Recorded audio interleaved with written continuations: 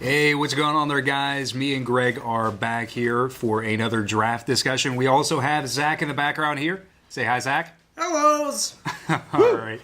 And we have a pack of M14 that we're going to be cracking, so let's take a look at what we have inside. Let's do it. All right. We have Shadowborn Apostle, Show of Valor, Chandra's Outrage, definitely one of my favorites. We have Merfolk Spy, Mark of the Vampire, probably one of my favorite enchantments in the set. Holla. Blur Sliver, Pacifism. Wow, this pack is really dumb so far. It's already disgusting. Fortify, Elvish Mystic, Shiv's Embrace. It gets more disgusting. Mana Weft Sliver, Staff of the Mind Magus, Planar Cleansing, Foil Root Walla. Get there. All that shiny. And we have a Island and a Elemental token. So, what we are going to do here is we're going to talk about the relevant things in terms of drafting, and we are, I don't know, just going to take a look at maybe like the top 8 cards, at least to the point where stuff would be wheeling back to us. So, first off, Pacifism, Mark of the Vampire. Those are the two biggest things that stand out to me. What do you think, Greg? Mark of the Vampire is insane. It turns anything into a threat. The lifelink is wholeheartedly relevant in M14 with all the various stuff that plays off of lifelink or life gain. Pacifism, white has very little removal, or at least targeted removal. Pacifism's perfect. Me personally, I'm also looking at Chandra's Outrage and Shiv's Embrace. Yeah, absolutely. It's almost sort of like a toss-up between them. It's sort of like if I take the Shiv's Embrace, it's sort of like Mark of the Vampire.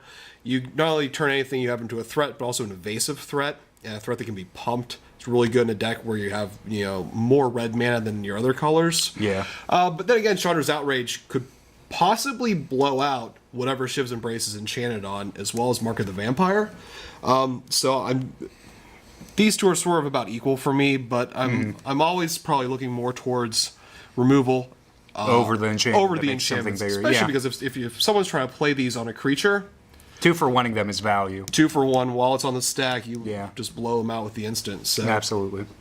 So yeah, Pacifism and Mark of the Vampire, definitely Chandra's Outrage and Shiv's Embrace. We'll flip those over and take a look at the pack from this point on. So it's a little bit less, I don't know, like overwhelming at this point because you don't have as many things to kind of just stand out. So what do you think at this point? Like cards that I think are awesome are like Root Walla. Mana Whip Sliver is kind of like I like the card. I'm not overly thrilled with it, but it's kind of like Elvish Mystic. It's just like a turn 2 mana dork. I don't know. Probably Root Wall is the thing that stands out to me. I think for me, I'm looking at the Mana Web Sliver. If I at this point, 4 cards in, had picked up a sliver, maybe like a rare one or something, Mana Web Sliver would be a first grab. It's a little bit awkward that we have 2 ramps in the same pack. Yeah.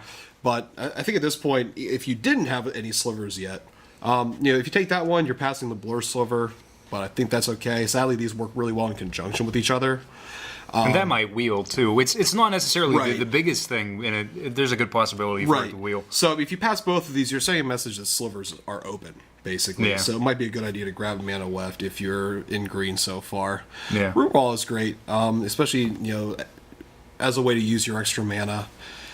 And really the only other thing that jumps out might be Show of Valor, Fortify. I think Fortify is a little bit better because it has the Anthem effect and it boosts multiple of your creatures. Yeah, absolutely. Because Show of Valor is definitely nice. Having combat tricks at an instant speed to respond to anything that your opponent's doing is cool. But with Fortify, having it across the board, like you said, is definitely really full of value whenever you're playing a deck that runs just a huge amount of creatures, or even whenever you get into the late game. So let's flip over Root Wall. You mentioned the Sliver, so you can flip that one over. I actually want to flip over the Mystic too, because that's not one of those cards that stays around very long.